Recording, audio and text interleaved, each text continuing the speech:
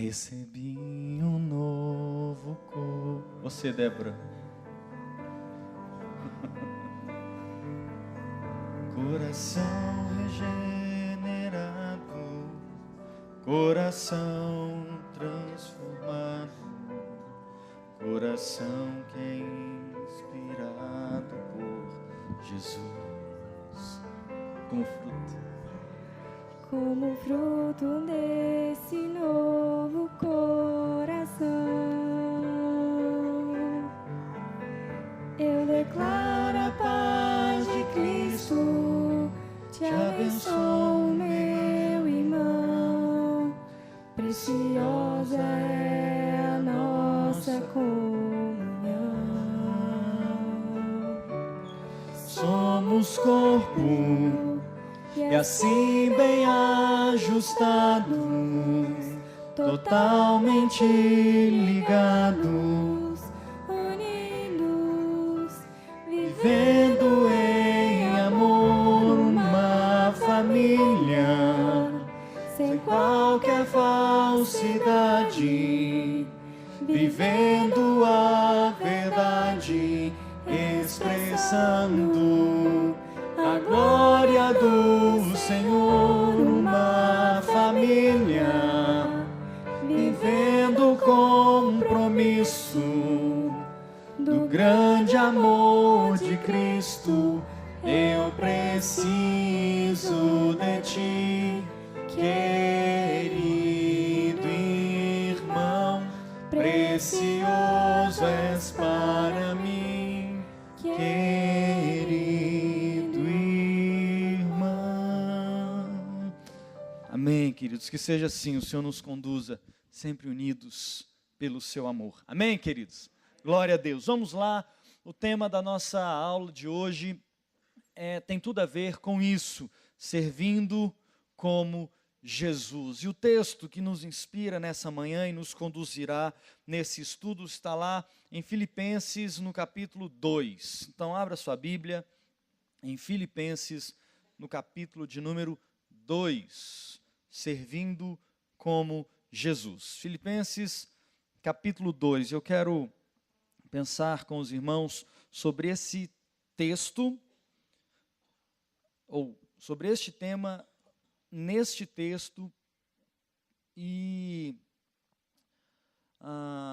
ele nos conduzirá. Então, nós vamos pelo texto, tirando as lições do texto e pensando em alguns outros aspectos dentro da Bíblia e que complementam a ideia do servir como Jesus. Todos nós somos chamados para servirmos a Ele e servirmos à sua igreja e ao mundo. Porque veja, quando fomos chamados por Cristo, fomos alcançados por sua graça, Ele nos transformou em seus filhos. Éramos apenas criaturas de Deus, Ele nos fez seus filhos. E agora, como filhos de Deus, Ele nos inseriu em uma comunidade de serviço, aqui onde nós estamos. Especificamente, na Igreja Presbiteriana de Brasília. Por isso é tão importante você estar ligado a uma comunidade de fé. Por isso é tão importante nós estarmos aqui juntos na Igreja Presbiteriana de Brasília. Por isso é importante que você não esteja hoje aqui na Igreja Presbiteriana de Brasília, semana que vem na Igreja B, daqui a 2 semanas na Igreja C e depois na Igreja D.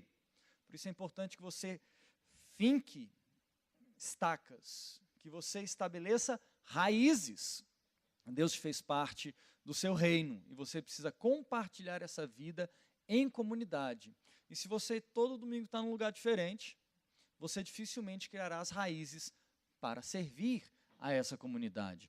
Além disso, nós servimos ao mundo como verdadeiros mordomos de Deus, a serviço de Deus. E nós servimos ao mundo com o Evangelho, nós servimos ao mundo anunciando as boas novas e praticando o Evangelho. Por isso é mais do que um discurso apenas. Portanto, viver o Evangelho no mundo em que nós ainda estamos é anunciar o reino de Deus e viver o reino de Deus. Por isso a imagem é de embaixadores. Por isso a noção que a Bíblia nos dá de nós que ainda estamos aqui neste mundo é de que somos embaixadores do reino ao qual pertencemos, que não é mais aqui, mas é o reino celeste. e aqui nós vamos representando esse reino e trazendo as verdades desse reino e vivendo pelas verdades desse reino. Por isso nós servimos em uma comunidade, nós servimos também ao mundo. Precisamos aprender então com Jesus, porque Ele é o nosso paradigma, Ele é o nosso modelo, e é o seu modelo que nós devemos seguir sempre. Então, se você abriu sua Bíblia, em Filipenses capítulo 2, nós vamos ler os versos 5, 6, 7 e 8. Vamos lá, como nos diz o texto? Tende em vós o mesmo sentimento que houve também em Cristo Jesus, pois Ele, subsistindo em forma de Deus, não julgou como usurpação ser igual a Deus, antes a si mesmo se esvaziou, assumindo a forma de servo, tornando-se em semelhança de homens, e reconhecido em figura humana, a si mesmo se humilhou, tornando-se obediente até a morte e morte de cruz. Vamos lá então caminhar neste texto. Vamos. Acho que está desligado aqui. Foi, mas não foi por mim, não. Foi, agora foi por mim. Isso. Não, estava desligado aqui. Foi. Então, vamos lá. Bom, tende em vós o mesmo sentimento que houve em Cristo Jesus. Então, isso guiará a nossa análise do texto e aquilo que vamos refletir nessa manhã. Nós precisamos ter em nós o mesmo que havia também em Jesus. Ele é, portanto, o nosso paradigma. E lá no começo, lá no verso 6 ainda, Paulo diz à igreja dos nossos irmãos em Filipos, pois ele, subsistindo em forma de Deus, não julgou como usurpação o ser igual a Deus. Ele então, sob o seu lugar, se colocou em seu lugar. Ele sabia qual era a sua missão e aquilo que ele deveria fazer, e colocou-se exatamente onde o Pai queria que ele estivesse. Não julgou com usurpação o ser igual a Deus. Talvez valha aqui, então, queridos, uma localização do texto que nós estamos lendo. Paulo, juntamente com Timóteo, escreve aos nossos irmãos filipenses uma epístola, uma carta de carinho, de afeto, instigando os irmãos que vivam conforme o zelo da fé em Cristo Jesus e sejam sempre alegres em Cristo e tenham sempre o coração disposto à obra do Senhor. Mas o que era Filipos? E a cidade diz muito sobre essa igreja, não porque a igreja fosse um reflexo da cidade, mas é porque ela estava inserida em um próprio contexto. E a cidade de Filipos era uma cidade muito agitada, muito movimentada, porque era uma cidade importantíssima da Macedônia. Estava no norte do Mar Egeu e era uma cidade de trânsito de pessoas e comércio muito grande. Filipos era uma cidade em homenagem a Filipe II, rei da Macedônia, que havia sido rei da Macedônia, e pai de Alexandre o Grande. Então a cidade de Filipos era uma cidade de relevância geográfica, de relevância política e de relevância comercial. Portanto, uma cidade que estava acostumada com a agitação. É o típico modelo do que se pode chamar de uma cidade cosmopolita, uma cidade que tem um mundo dentro de si. Tem gente de todas as partes do Mar Egeu, do Mar Mediterrâneo, vivendo na cidade de Filipos. Ela estava no meio da rota terrestre que saía da Ásia Menor e desembocava na Península Itálica, centro do mundo político romano. Então as rotas terrestres, é claro, boa parte das rotas comerciais vinham pelo Mar Mediterrâneo, mas a rota terrestre passava por Filipos, era uma parada obrigatória. Então numa cidade cosmopolita, cheia de gente de tudo quanto é tipo, e agitada como é uma cidade cosmopolita, talvez como Brasília está virando cada vez mais, e certamente como é Rio de Janeiro, São Paulo, ou outras capitais no Brasil, Filipos era uma cidade assim. Nessa cidade tem uma igreja. E os nossos irmãos filipenses estão ouvindo da parte de Deus, inspirado pelo Espírito Santo, através do apóstolo Paulo e também do seu companheiro Timóteo, companheiro de viagem, companheiro de ministério, estão ouvindo da palavra de Deus que eles devem servir como Cristo serviu. Agora, pensa, numa comunidade onde as pessoas estão agitadas, numa cidade onde as pessoas estavam acostumadas com a vida frenética do comércio constante e de uma agitação de pessoas indo e vindo, a ordem de Deus a eles é: sirva como Cristo serviu. seja modelo como Cristo foi modelo. Entregue a sua vida para que nessa comunidade você sirva e desta comunidade para frente ou para fora você também sirva. Então é essa a exortação que Paulo, ou o chamado que Paulo faz, ou ainda a orientação que Paulo dá aos nossos irmãos em Filipos. Se nós olharmos para o modelo de Jesus, ele está dizendo assim, olha, ocupe o lugar que você deve ocupar, ou assuma o espaço que foi feito para você assumir. Tome para si a responsabilidade que é sua, e não tente ser aquilo que você não foi chamado para ser. É claro que nós poderíamos fazer várias pontes aqui com outras passagens de Paulo, e sobretudo a imagem e a figura do corpo. Não queira ser mão se você foi criado para ser pé. Não queira ser um braço se você foi criado para ser perna, ou qualquer imagem do próprio corpo que Paulo usaria. O entendimento do verso 6 é que o próprio Cristo, sendo Deus, não quis ocupar o posto que o Pai tinha. Sendo o Filho, ele cumpriu a missão do próprio Filho. Então, se nós devemos ser como Cristo, devemos seguir o seu modelo e ter em nós o mesmo sentimento que houve também nele, então nós precisamos ter consciência de quem somos, do que fomos criados para ser, de quem éramos e do que Deus fez por nós. E assim nós poderemos cumprir a sua missão. E assim nós poderemos servir uns aos outros e servir ao mundo. A pergunta então que talvez fique para nós é: por que servimos? Em primeiro lugar, queridos, nós servimos porque nós fomos alcançados, porque nós fomos servidos.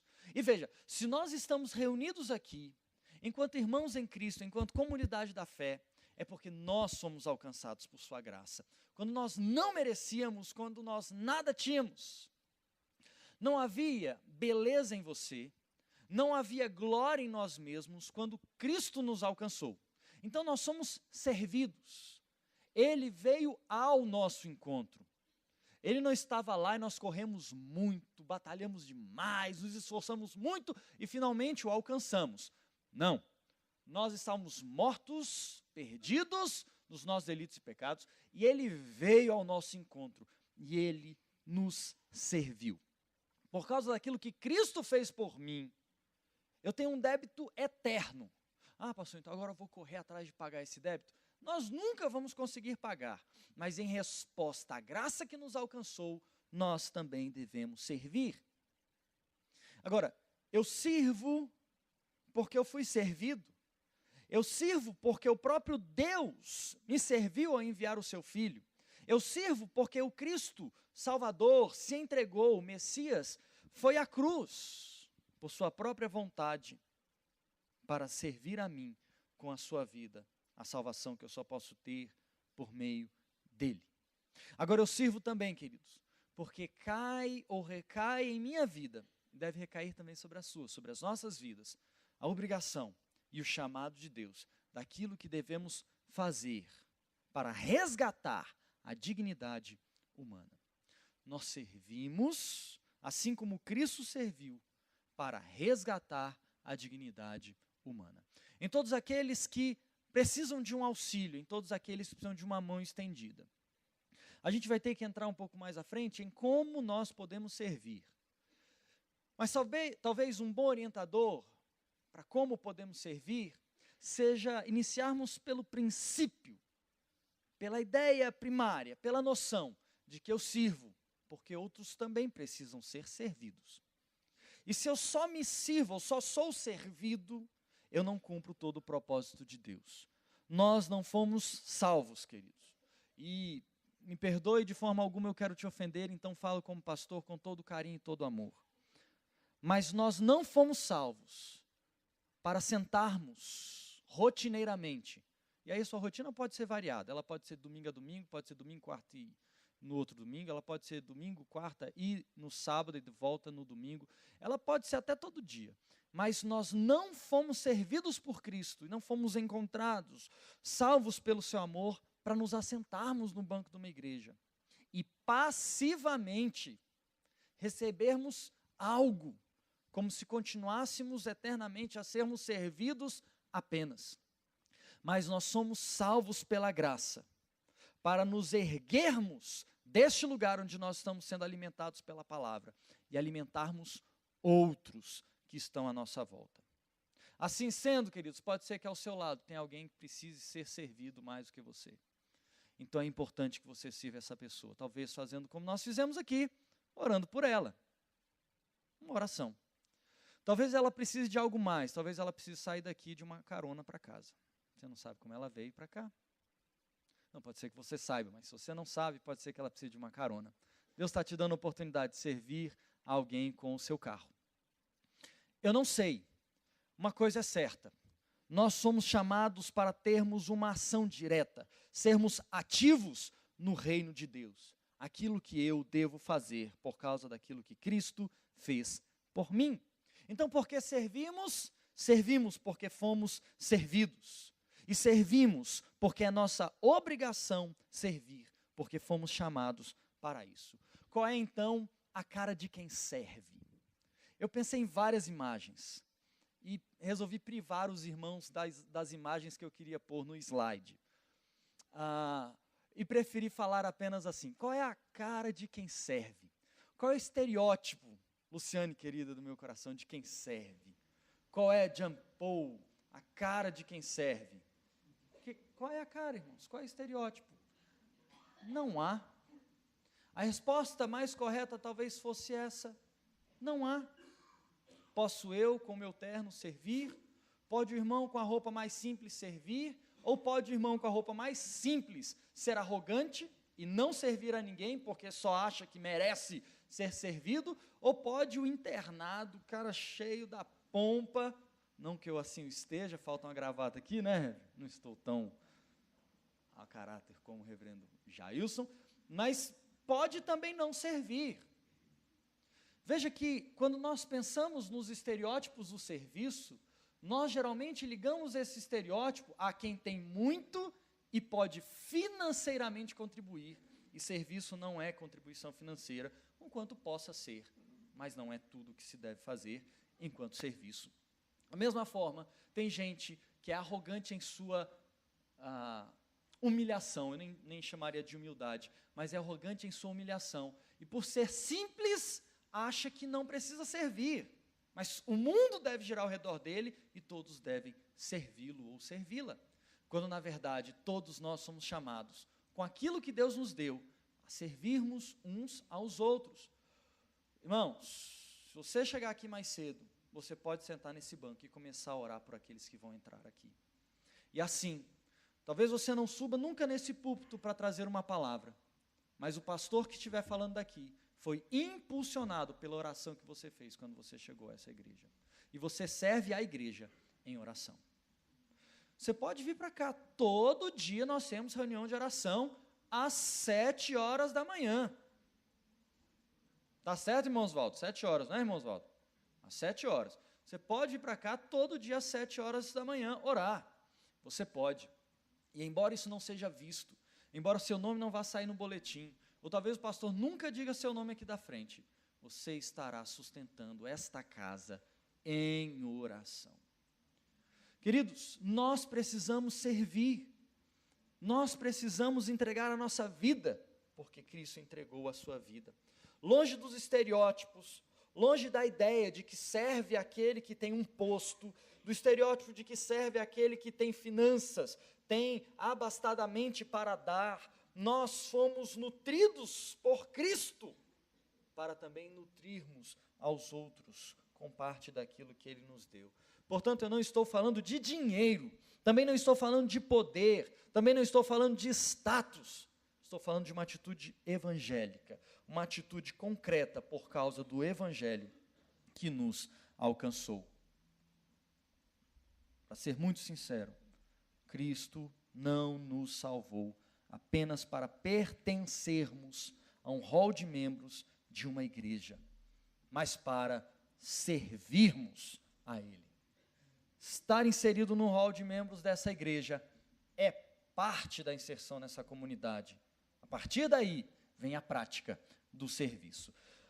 Bom, vamos continuar e vamos pensar numa segunda parte desse texto que se nos apresenta. Lá no verso 7, abra sua Bíblia aí, se você a fechou, e se você está com ela aberta, você vai ler junto comigo. Vamos todos juntos?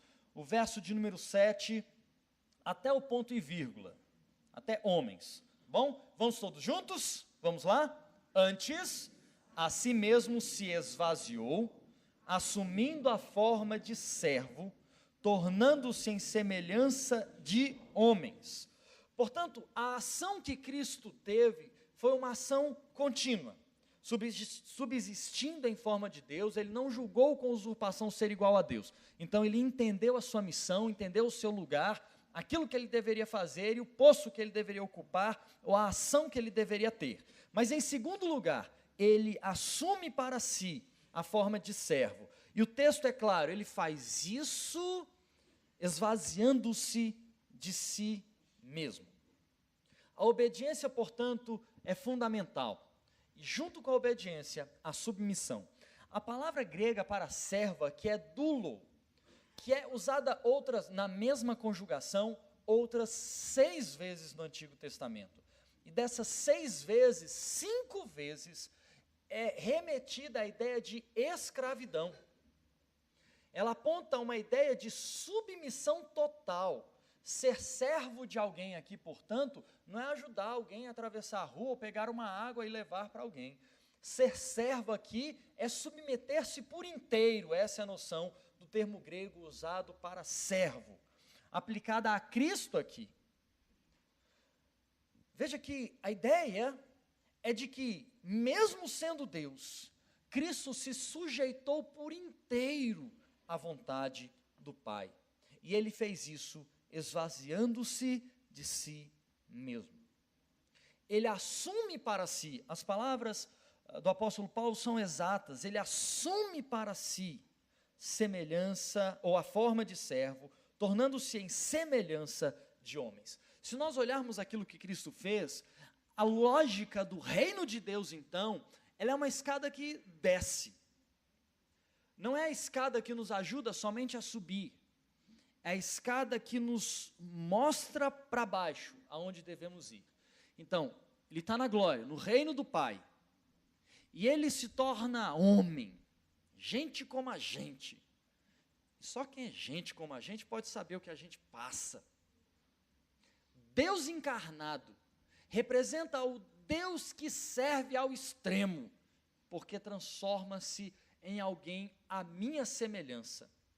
Não é o Deus que me cria a sua imagem e semelhança, que implanta em mim a imago Dei. A visão da imago Dei, a lógica da imago Dei, é de que há algo em mim que me liga ao eterno.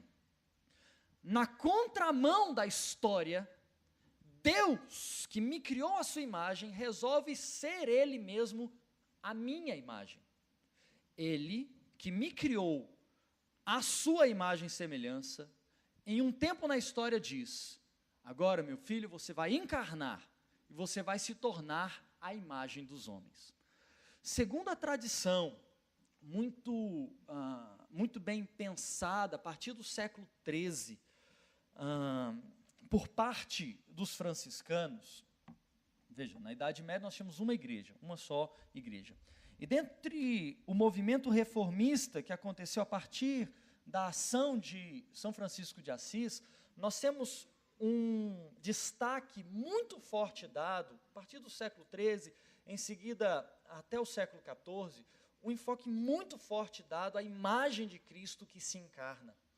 Por isso, o movimento dos franciscanos, iniciado, depois desvirtuado, mas iniciado por São Francisco de Assis, era um movimento reformista que visava trazer a singeleza, a simplicidade, os princípios básicos do Evangelho. Não sei se os irmãos conhecem um pouco da história nesse aspecto, mas o movimento que São Francisco de Assis faz, ao abrir mão de sua vida abastada, uma vez que seu pai era um mercador de tecidos muito próspero, ao abrir mão de tudo isso, em um momento em que o comércio voltava a circular em abundância, sobretudo na Península Itálica, ele abre mão de tudo, despe-se de suas vestes dadas pelo seu pai, uma ação típica da juventude, radical. Então ele sai nu diante da presença do pai, como quem diz assim: pai, não quero nada disso, eu agora vou viver sem nada disso, eu não quero esse dinheiro, eu não quero essa ostentação, não quero essa opulência. Nessa ação, o que todo o movimento representava era a simplicidade. Eu quero viver como Cristo viveu, porque ele se encarnou. Se ele deixou sua glória e se fez como eu sou, então, pai, eu não quero glória, então, pai, eu não quero dinheiro, então, pai, eu não quero ostentar nada, então, pai, eu não quero brilhar. Não, eu quero ser simples, eu quero ter o mínimo para viver. Diante de uma igreja que vivia da opulência, que vivia de suas riquezas, em altares belíssimos, enquanto o povo reunido na igreja era simples, humilde e, por vezes, miserável, passando fome. Então, a ideia de encarnação, ela traz embutida em si a ideia de serviço radical, de serviço total, de escravidão à vontade de Deus. Eu e o Ebinho está ali, meu companheiro de aventuras, o Ebinho, filho do pastor Weber, a gente, durante um tempo, a gente conversou bastante sobre isso.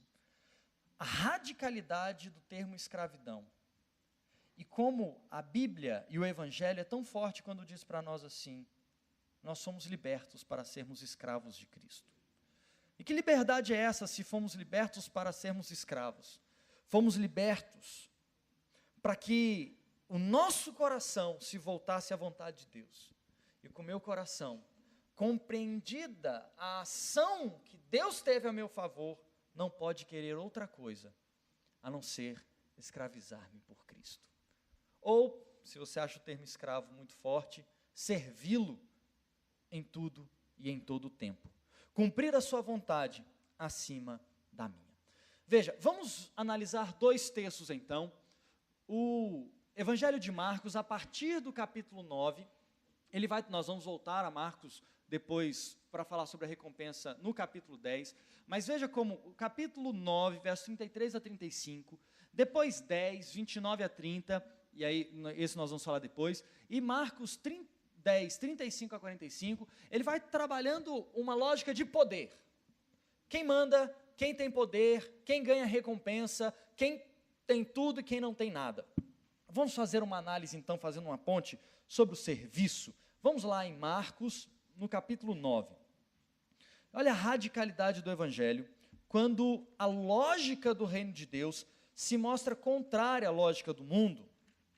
É parte da contracultura do reino de Deus. Aquilo que temos, por exemplo, estudado na nossa classe de jovens. A contracultura, como o reino de Deus diverge, às vezes por completo, e entra em um embate ferrenho com a lógica deste mundo. Nós aprendemos que o símbolo de poder e de glória é aquele que é servido, mas a lógica do reino de Deus é diferente. Marcos capítulo 9, verso 33. Tendo eles partido para Cafarnaum, estando ele em casa, interrogou os discípulos. Vocês estavam vindo falando do que no meio do caminho, quando a gente estava vindo? Ou nos termos da Almeida Revista Atualizada, a minha foi a tradução da linguagem de agora, né? Na Almeida Revista Atualizada, de que é que discorríeis pelo caminho? Qual foi a resposta dos discípulos? Vamos juntos? Mas eles guardaram silêncio. Olha para o pastor, queridos. Você consegue imaginar essa cena? Eu faço a cena na minha cabeça. Jesus apenas como? Quem não quer nada, porque ele tinha um propósito didático na vida dos seus discípulos. Como quem não quer nada, diz assim: ô gente, vocês estavam conversando no meio do caminho, vocês estavam falando o quê? É como se estivéssemos nós três, reverendo Weber, que está de férias, então lembre de orar por ele, reverendo Reiner Veloso de Godoy, esse que vos fala, e reverendo Jailson Gomes.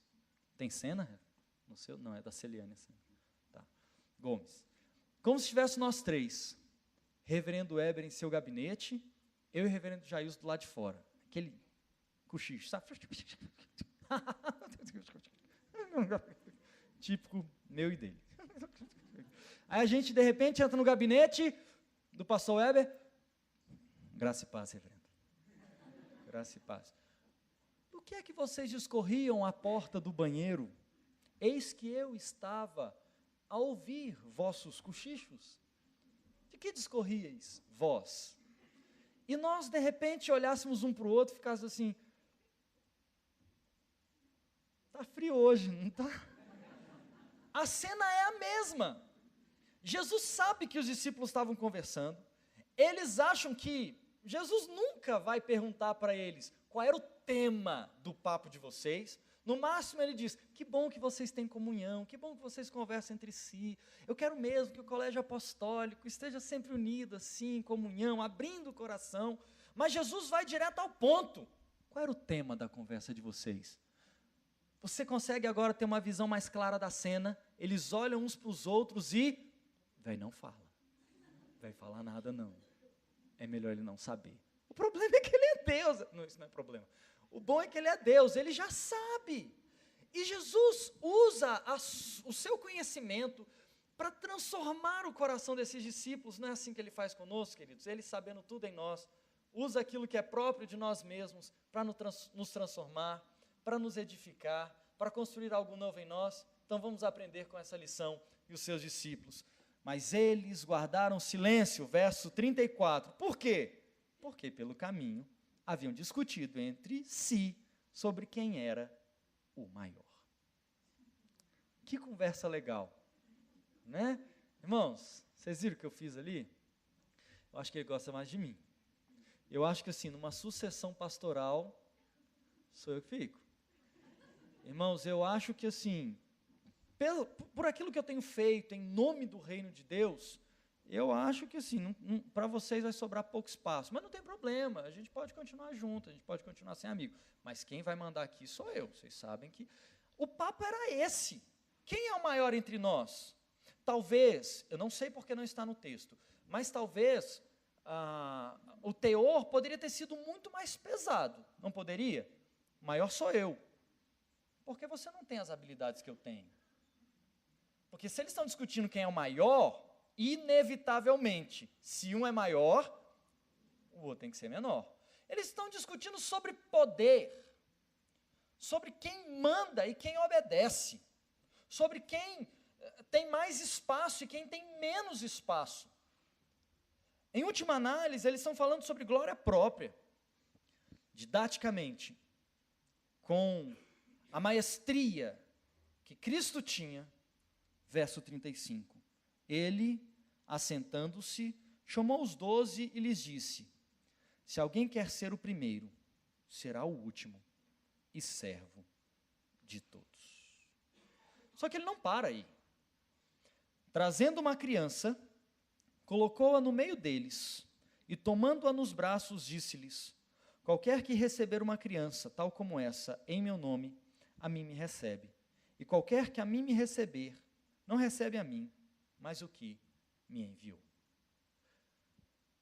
Agora, veja o contexto. Ele não está falando, recebam então as crianças. É diferente daquela imagem quando Jesus toma uma criança no colo, porque os discípulos impediam ela de chegar até Jesus. Aqui é outra figura, é outra lição que ele está querendo dar. E a lição que ele quer dar nesse texto é a contramão do mundo. O mundo diz, tenha sabedoria a ponto de conversar com os doutos. A lógica de Jesus é, se você consegue ensinar uma criança, se você consegue conversar com uma criança, se você tem a simplicidade de servir a um pequeno como esse, então você tem a mim. Não tem só a mim, você tem o Pai. Por isso que a escada do reino de Deus, ela vai para baixo. A pirâmide aqui é invertida. Você quer ser o maior? Então sirva.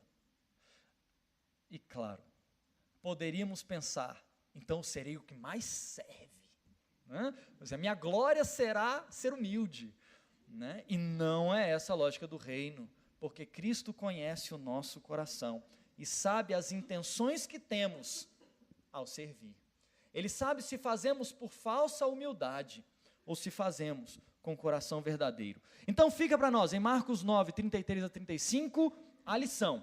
Se alguém quer ser o primeiro, será o último e servo de todos. Sirva a todos.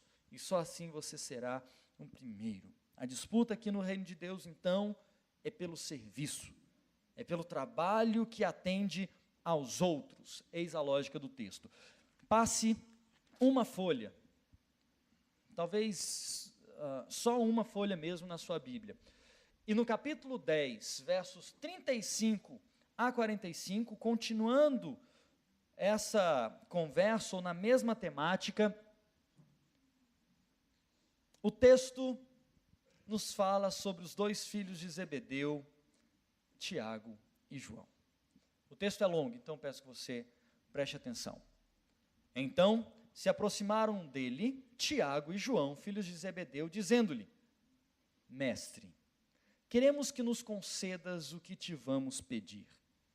E ele lhes perguntou: Que quereis que vos faça? Responderam-lhe: Permite-nos que na tua glória nos assentemos um à tua direita e outro à tua esquerda.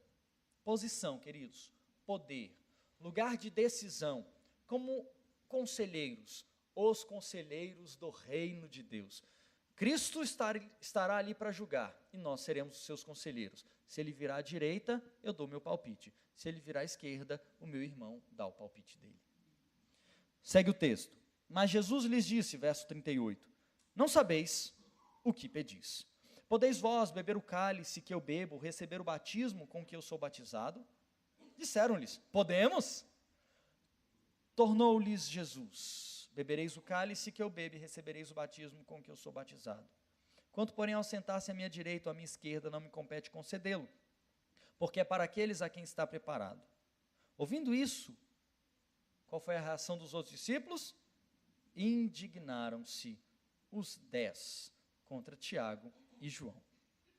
Mas Jesus, chamando-os para junto de si, disse-lhes: Sabeis que os que são considerados governadores dos povos têm-nos sob seu domínio, e sobre eles os seus maiores exercem autoridade.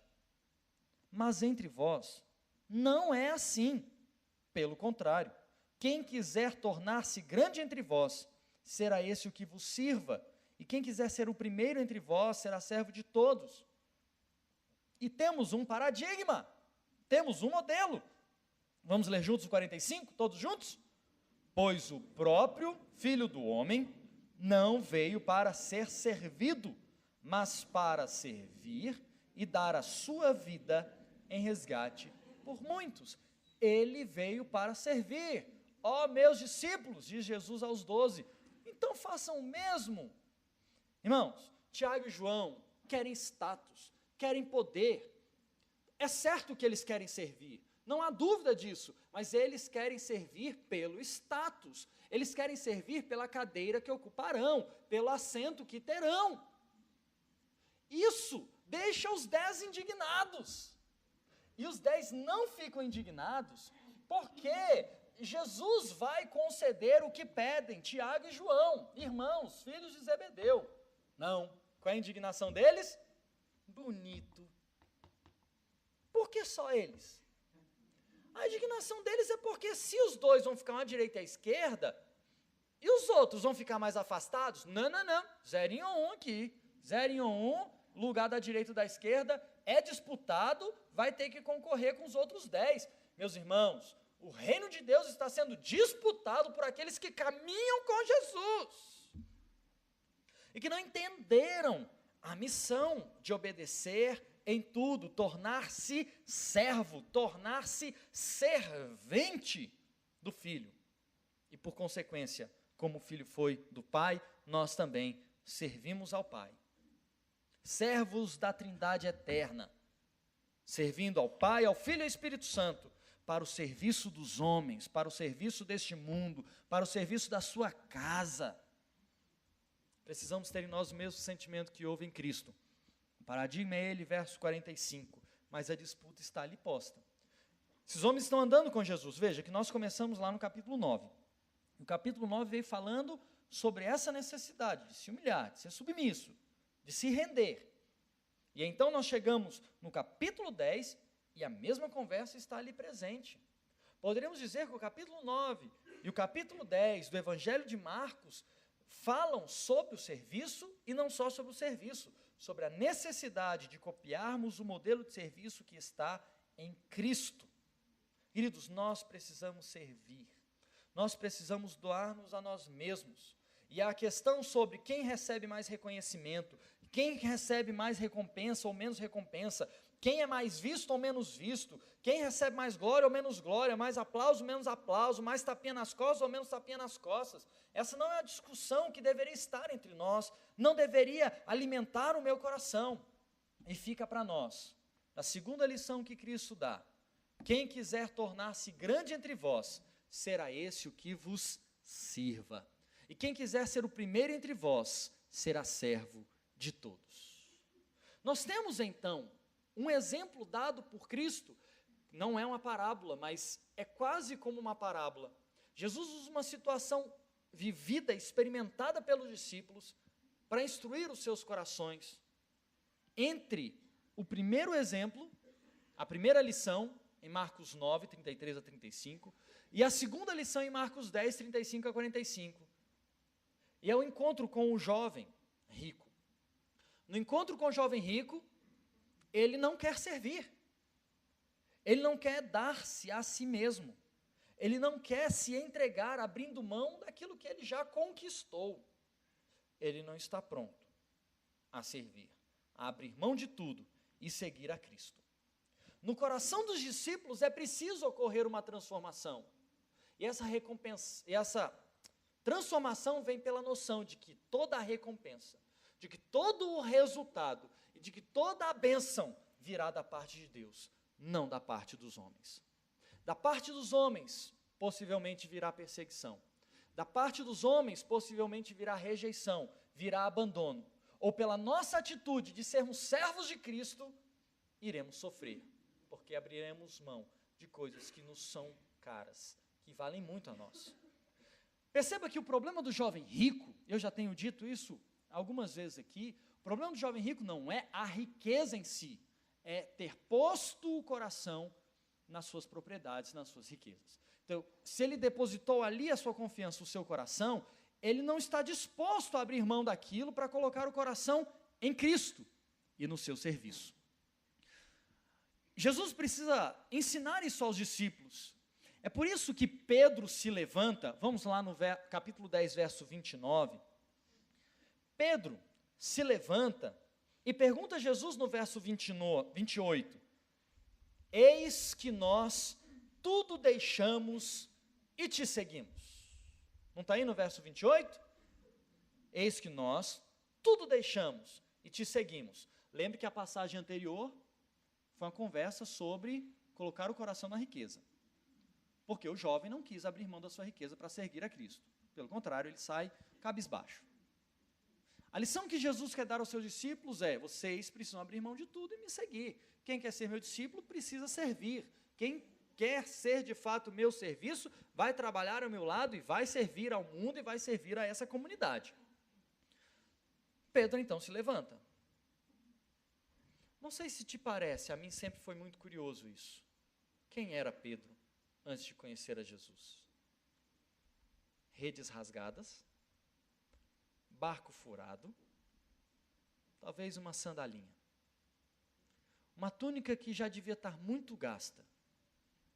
E esse Pedro vira para Jesus e diz assim: Jesus, e eu que deixei tudo por ti? Não te soa estranho? E eu que abri mão das minhas redes rasgadas? Ó Pedro, que maravilha, mas que ação você tem.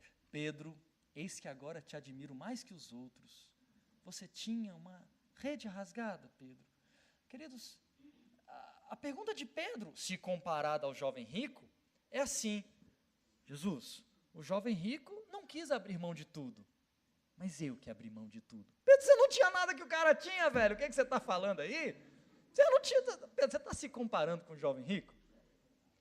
Mas a palavra de Jesus não é uma reprimenda. A palavra de Jesus não é assim: Pedro, senta lá, você não sabe do que você está falando.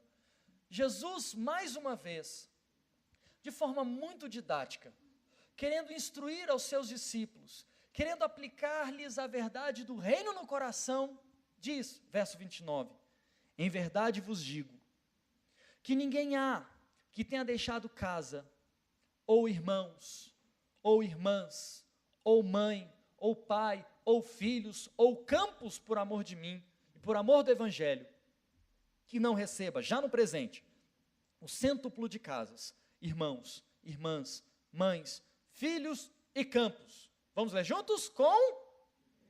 Pronto. Com perseguições.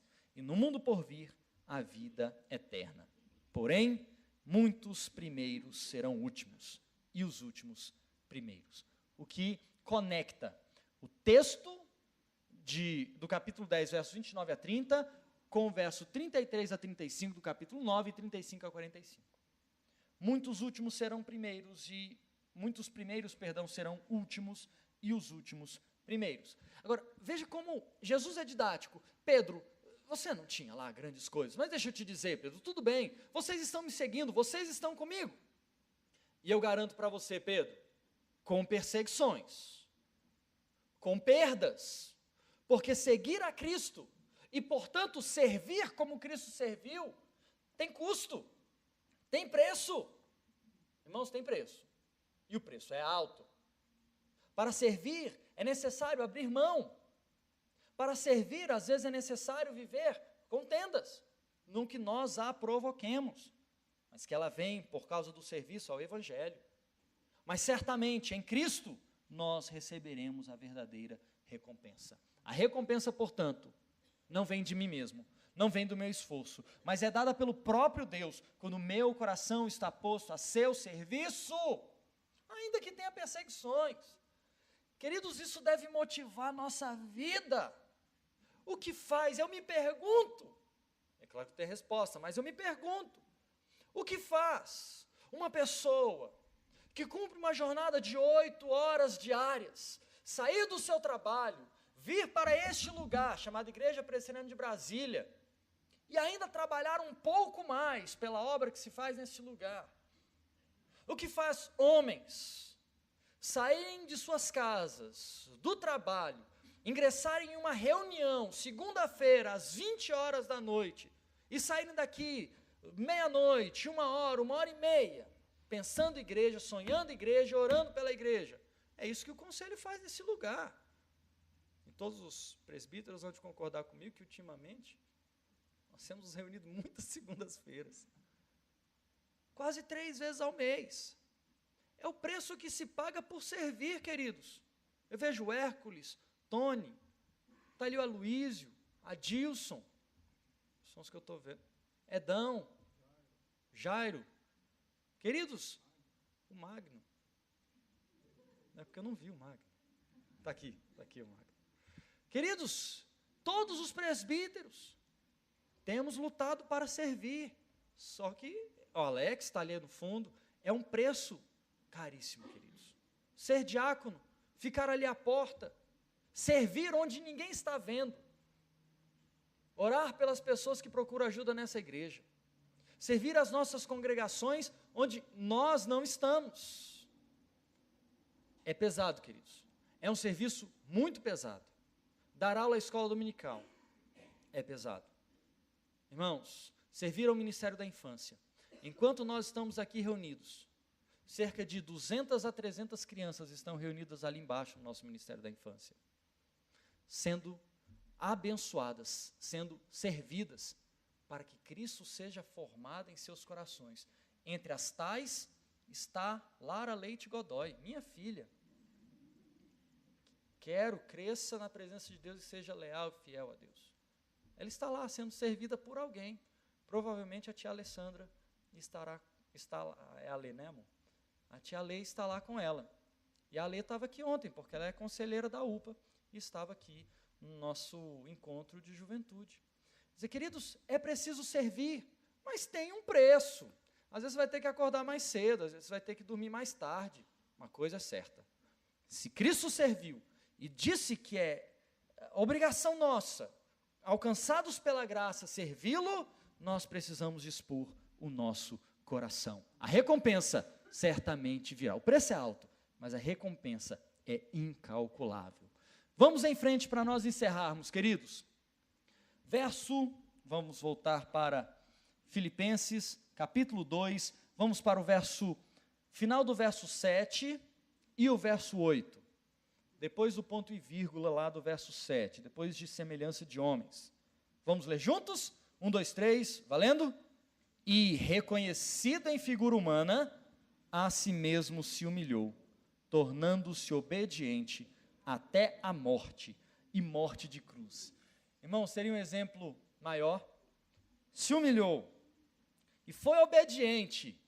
Até quando? Até o dia que cansou? Não, foi obediente até a morte. A gente fala isso de maneira figurada. Mas eu tô trabalhando aqui até morrer. Jesus foi literal.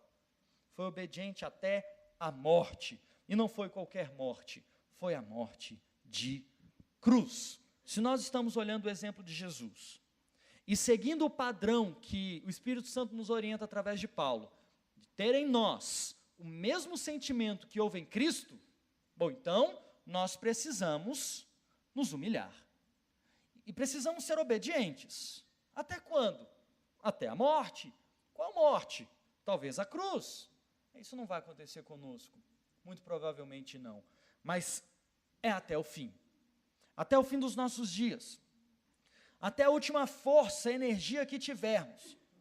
Ou, como diz Paulo inúmeras vezes, até ver Cristo formado em alguém. E então eu passo para o serviço ao outro. Então eu começo a servir outro. E sigo daí em diante. Meus irmãos, nós precisamos servir como Cristo serviu, e o seu serviço é radical. A radicalidade do serviço é até a última força. Nós podemos voltar, ainda em Filipenses 2, e pensar a motivação que Paulo teve para chegar na necessidade de sermos semelhantes a Cristo. Está lá no capítulo 2, versos 3 e 4, que Paulo, o contexto mais próximo do texto, da perícope que nós estamos analisando, é o contexto de relacionamento na igreja. Veja, como ele começou lá no capítulo 2, verso 1, se há, pois, veja aí na sua Bíblia, se há, pois, alguma exortação em Cristo, alguma consolação de amor, alguma comunhão do Espírito, se há entranhados afetos e misericórdias, completai a minha alegria. Paulo está alegre por ver o que os irmãos vivem em Filipos. Mas completai a minha alegria. Como? Ó, Paulo, de modo que penseis a mesma coisa, tenhais o mesmo amor, sejais unidos de alma, tendo o mesmo sentimento. Neste contexto, Paulo diz, verso 3, nada façais por partidarismo ou vanglória, mas por humildade, considerando cada um os outros superiores a si mesmo. Não tenha cada um em vista o que é propriamente seu, senão também cada qual o que é dos outros. Tende em vós, veja, irmãos, nós lemos um pedaço, isso aqui é carta inteira. É sentar e ler tudo, ler a carta inteira. É como se nós sentássemos e analisássemos um e-mail.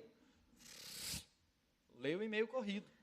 Então, na lógica, Paulo está dizendo, se há alguma exortação, consolação em amor, comunhão do Espírito, entranhados afetos de misericórdia, então, queridos irmãos da igreja de Filipos, completem a minha alegria. Sabe como? Pensem a mesma coisa, tenham o mesmo amor, sejam unidos de alma, que vocês tenham o mesmo sentimento. Faz o seguinte, não faz nada por partidarismo, não diz assim, isso é meu e pronto e acabou, é assim e pronto e acabou. Não faça por partidarismo, ou mesmo por vanglória. Tudo que você fizer, faça por humildade, considerando cada um, individualmente, que aquele que está ao seu lado é superior a você. Se nós considerarmos que todos são superiores a nós, talvez nós serviremos mais a todos. E ele complementa no verso de número 4, fazendo assim, não tenha em vista aquilo que é sua vontade, aquilo que é seu, o seu querer, o seu desejo, mas o que é do outro? Irmãos, tenham em vocês mesmo aquilo que estava em Cristo. E assim ele continua o texto que nós estamos analisando. Perceba que está uma coisa conectada à outra. É por isso que ser chamado à comunidade da fé, ser chamado ao reino de Deus, é ser chamado ao serviço. E ao serviço ao outro, não é ao serviço a mim mesmo, como se eu me servisse porque fui servido. Obrigado, Senhor, porque o Senhor fez grande obra na minha vida. Agora valeu, falou, é nós que tá, eu vou. Isso eu falaria se fossem com os jovens. Né?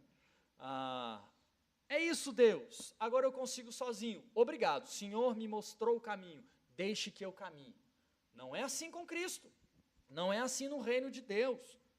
Nós somos chamados para o seu reino, para servirmos a este reino, considerando os outros superiores a nós mesmos. Por isso, o caminho do discípulo, e nós voltamos lá ao Evangelho de Marcos, e nós vamos ler juntos esse texto, com fé no coração, com força e com alegria, que é um dos textos mais conhecidos, sobre a necessidade do serviço. Marcos capítulo 8,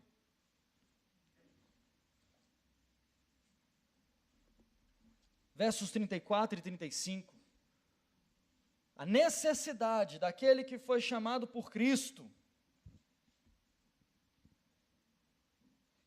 de obedecer o seu chamado. Todos juntos? Marcos capítulo 8, versos 34 e 35, vamos lá? Então, convocando a multidão e juntamente os discípulos, disse-lhes: se alguém quer vir após mim, a si mesmo se negue, tome a sua cruz e siga-me. Quem quiser, pois, salvar a sua vida, perdê-la-á. E quem perder a vida por causa de mim e do Evangelho, salvá-la-á. O convite para nós é: perca a sua vida por Cristo e pelo Evangelho. Não viva a sua vida, viva a vida de Cristo pelo Evangelho. Queridos, isso exige de nós comprometimento. Se estamos falando sobre a humilhação que Cristo passou, Cristo estava comprometido com sua obra. E a imagem do comprometimento, talvez você já tenha ouvido isso em algum lugar, talvez você já tenha visto isso em algum lugar, tem a ver muito com um café da manhã americano. Eu vi que o Rolim estava ali, o Rolim gosta muito desse breakfast, ovos e bacon. Rolim, meu baixista. Ovos e bacon. Tem tudo a ver com o breakfast americano. O comprometimento, a imagem do comprometimento, tem tudo a ver com ovos e bacon. Simples assim, queridos. Simples assim. A galinha estava envolvida com o café da manhã, mas o porco estava comprometido com o café da manhã. O porco se deu pelo café da manhã. A galinha deu algo que saiu dela. Ela não se dá, ela não está comprometida. Há uma diferença muito grande em envolver-se com a igreja e o reino de Deus. Envolva, participe. Aí você vem, senta e assiste o culto com a gente. E é abençoado, você não vai deixar de ser abençoado. Mas isso não é comprometimento. Comprometimento é cada um assumindo para si a responsabilidade que tem como filho de Deus para que o reino dele cresça. Eu não quero que você pregue, mas pode pregar se é esse o seu chamado. Eu não quero que você vá para o Ministério da Infância, se não é esse o seu chamado. Mas tem um segmento da igreja que chama UPJ, são os nossos juniores. Meu negócio não é com criança, mas pode ser com juniores. Junior não é a minha área. Adolescentes? Adolescente dá muito trabalho, não dá? Tem aquele negócio assim de vestibular e tal. Jovens. Não, mas aí já são jovens. Então, meu filho, você não tem nada para fazer, ué. Vida frutífera. Segunda-feira à tarde. Mas segunda-feira à tarde, entre amigos, terça-feira à noite. Boa, pastor. Homem, entre amigos, terça-noite, eu venho participar. Não, irmãos. Eu quero que você procure algum irmão do Entre Amigos. Pode procurar o presbítero Edson e diz: presbítero Edson, o que você precisa? Alguém que gerencie os comes e bebes de toda a reunião? Alguém que administre a agenda de onde nós vamos fazer? Alguém que faça contatos convidando outros homens? Eis-me aqui, porque terça-feira à noite eu quero me comprometer com o Entre Amigos. Pastor, Entre Amigos não é de homens? Eu sou mulher. Então vai para o Entre Amigas. mas não vá assistir um culto do Entre Amigas. Se comprometa em acompanhar parte dessas mulheres.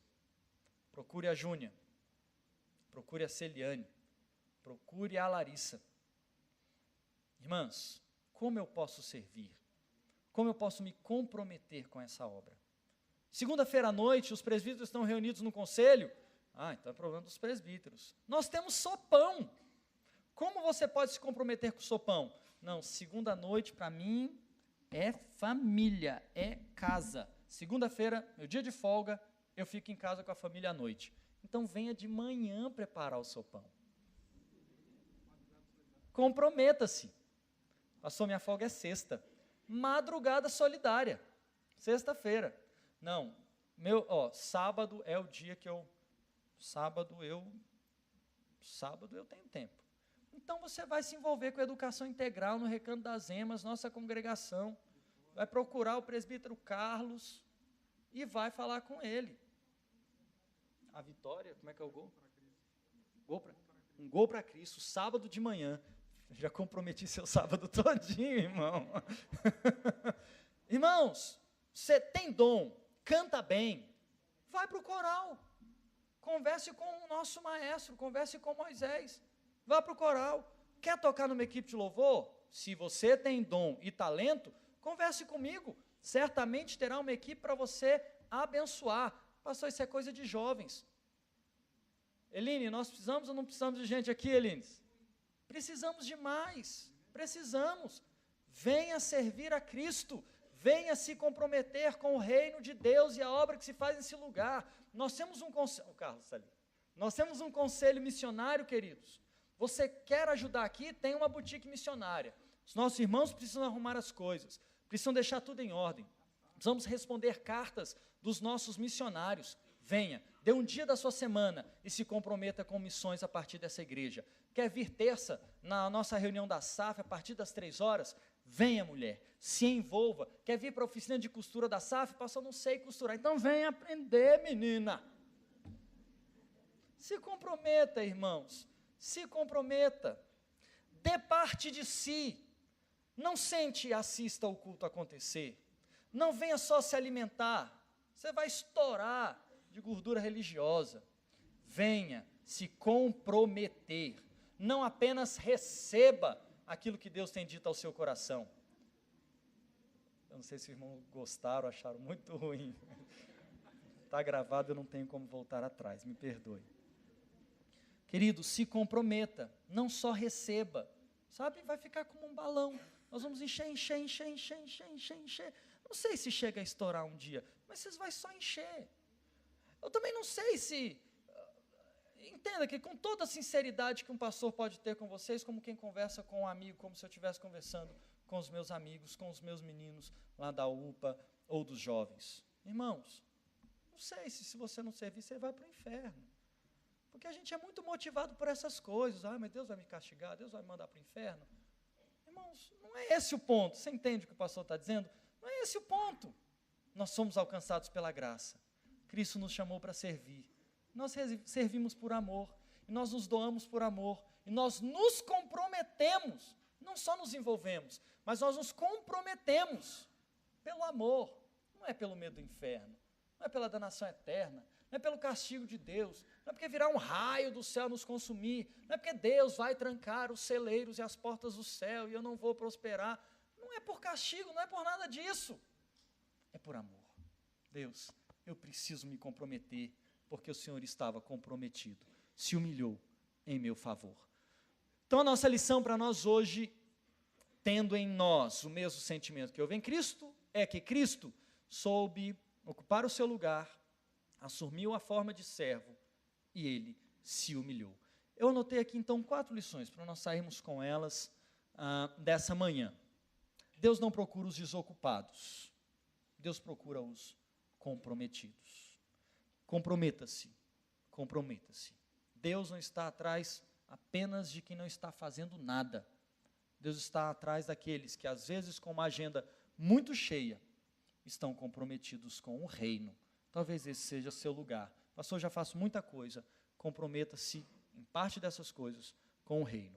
Claro que a gente serve a Deus no nosso trabalho, nós servimos a Deus com o ofício que Ele nos deu, e o correto é isso mesmo. O ofício que temos é dádiva divina, mas nós precisamos nos comprometer também com o reino dele aqui, na Igreja Presbiteriana de Brasília, a partir daqui. Servir sem esperar retribuição, afinal de contas, nós servimos não por aquilo que vamos ganhar, nós servimos por amor. Mesmo que ninguém veja, mesmo que ninguém saiba, eu não preciso receber aplausos, eu sirvo porque Cristo me chama a servi-lo. Não importa qual seja a retribuição. E como nós analisamos em Marcos, no Evangelho de Marcos, capítulo 10, a partir do verso 29, a recompensa vem dele, no tempo dele, na forma dele. Certamente é ele que me recompensará. Terceiro, em Cristo, a liderança, ela tem a lógica da pirâmide invertida. Então, eu não estou no topo da pirâmide. Quem quer servir precisa estar com a pirâmide de cabeça para baixo. O de baixo serve a todos, todos são superiores a si mesmo. E todos, absolutamente todos nós, do mais novo que me ouve aqui, ao mais velho, todos somos chamados ao serviço. Que assim, queridos, Deus nos abençoe e nos ajude a caminharmos em sua presença e a servir a Ele em tudo. Glória a Deus. Vamos orar mais uma vez, queridos, vamos orar.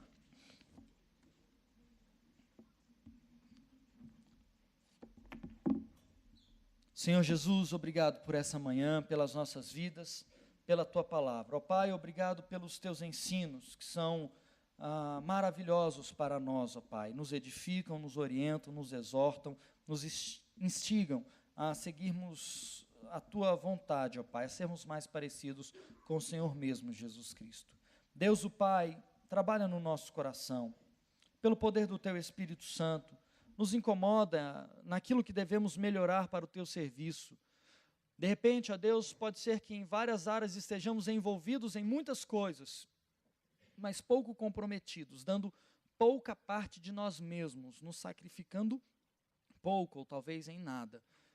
Se é esse o caso, ó Pai, incomoda. Se é esse o caso, Espírito Santo de Deus, nos mostra, nos revela, não pela punição, não por qualquer acusação, mas com o amor próprio que o Senhor tem para conosco, com aquele carinho próprio do mestre que chama os discípulos, se assenta com eles e conversa e apresenta a verdade. Faz assim conosco, Pai, para a glória do Teu santo nome. Ajuda-nos a servi-lo em tudo, e que sejamos uma comunidade do serviço, onde uns servem aos outros, julgando esses outros superiores a si mesmo. E assim, ó Pai, cada um não vise o seu próprio interesse, senão propriamente o interesse dos outros, para que nós, ó Pai, como corpo, sejamos todos igualmente edificados. Abençoe cada área, cada departamento da nossa igreja. Ó Deus, se há alguma área que eu não citei aqui, que merece toda a atenção, ó Deus, mostra aos seus filhos, para que eles se disponham a servir, para que eles se envolvam também nessas áreas, ó Pai. Senhor, ajuda-nos para a glória do Teu nome. Sejamos assim, servos Teus, que servem uns aos outros na nossa comunidade de fé e que abençoa essa humanidade caída, que investe tempo, esforço, dinheiro, suor, lágrimas, risos, todo o seu tempo, ó Deus, pela dignidade humana, para ver a imagem de Cristo ser implantada nos corações. Faz assim, Senhor, para a glória do Teu nome. Amém e amém. Glória a Deus, queridos. Deus nos abençoe. Aplique sempre Sua palavra no nosso coração. Meus irmãos, o nosso pastor, o pastor Weber, ainda está de férias. As férias dele acabam já agora, amanhã, mas ele vai para o módulo de doutorado lá em São Paulo, no André Jumper. Então, oremos pelo nosso pastor, para que Deus abençoe ele, Júnia, Raquel, Weber, todos os nossos irmãos, nossa família pastoral. Que Deus abençoe os nossos queridos. Então vamos fazer essa oração e vamos orar também, queridos, pelo nosso país. Nós precisamos interceder pela nossa nação, para que nós vejamos a glória de Cristo e o poder de Cristo sendo manifesto em nossa nação. Dia após dia, nós somos impactados por notícias que não são boas. Você pode sair aqui e passa no posto de gasolina, você vai ver. E independente de questões políticas e de ideias e de gostos. Meus queridos, nós precisamos do poder de Deus, acima de qualquer governante, acima de qualquer pessoa. Eu creio, onde o Evangelho entra, há transformação, há mudança. E nós precisamos clamar para que o Evangelho se propague nessa nação. A todos aqueles que se dizem de Deus, filhos de Deus, sejamos proclamadores desse reino. Colossenses capítulo 1, verso 10, a palavra de Deus nos diz assim, nos desafiando: a fim de viverdes de modo digno do Senhor, para o seu inteiro agrado, frutificando em toda boa obra e crescendo no pleno conhecimento de Deus. Seja esse verso, esse versículo, Colossenses capítulo 1, verso 10, o motivador da nossa oração nesse momento. Sejamos testemunhas do Senhor e o Brasil se encha da glória do conhecimento do nosso Deus. Vamos tirar alguns minutos de oração, queridos. Em seguida, eu vou orar encerrando e impetrando a bênção.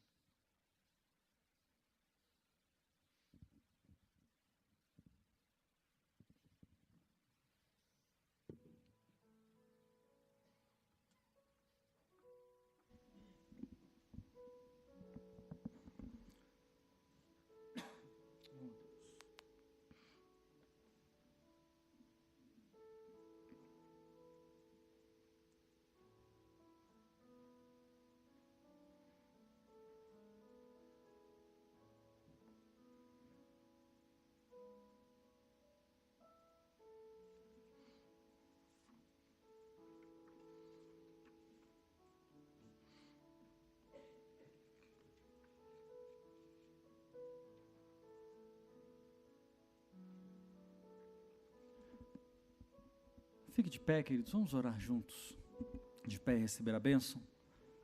Pai, nós apresentamos diante do Senhor a nossa nação. Sara, ó Pai, o Brasil. Tem misericórdia, ó Pai, da nossa nação, daqueles que estão revestidos de poder, investidos no poder, ó Deus, e não testemunham, não têm bom zelo na coisa pública, ó Deus, não olham para os necessitados, ou não são zelosos para que haja justiça. Tem misericórdia, ó Pai, da nossa terra, quando nós mesmos, teus filhos, que nos chamamos pelo teu nome, não temos lisura, ó Pai, na coisa pública ou naquilo que fazemos com o outro. Somos desonestos, mentirosos, ó Pai, ou não testemunhamos, não denunciamos, não apontamos o erro e o pecado. Tem misericórdia das nossas vidas, Pai. Ajuda-nos nas pequenas coisas a vivermos o teu amor, testemunharmos a tua graça, ó Deus, mostrarmos a tua glória e anunciarmos o teu poder, que traz justiça e traz salvação, condenação e libertação. Pai, sara o Brasil. Meu Deus, cuida das nossas vidas, abençoa-nos, ó Pai, como teu povo, não nos deixa nada faltar, ó Pai, mas sustenta-nos pelo teu poder, para que isso seja testemunho, ó Deus, vivo, eficaz, de que tu estás conosco, ó Pai. Dá-nos sabedoria, ó Deus, para lidar com as situações adversas. Em momentos de crise, o comum, ó Deus, é que sejamos ferozes, rápidos em julgamentos, ó Pai. Em momentos como esse, atacamos-nos uns aos outros. Tem misericórdia das nossas vidas, ó Pai. Ajuda-nos, auxilia-nos, ó Deus, para que sejamos sinceros diante de Ti, submissos à Tua vontade, entreguemos tudo às Tuas mãos e confiemos que Tu és Senhor poderoso para agir, para mover, para transformar céus e terra, se essa for a Tua vontade, no Teu tempo e segundo o Teu propósito.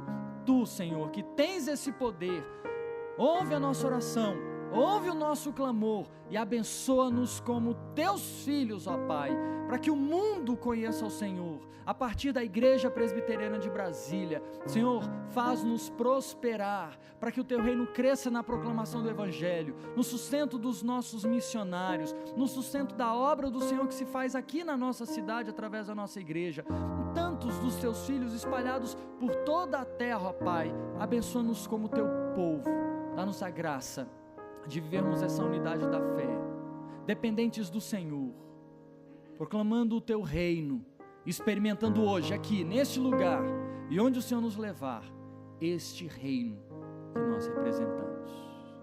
Queridos, que a graça do nosso Senhor e o nosso Salvador Jesus Cristo, que o amor de Deus, o nosso eterno, poderoso, soberano e glorioso Pai, que a comunhão bendita do Espírito Santo, que faz de todos nós apenas um corpo, esteja conosco, e o povo de Deus espalhado em toda a terra, hoje e para todo e todo sempre. Amém. Amém.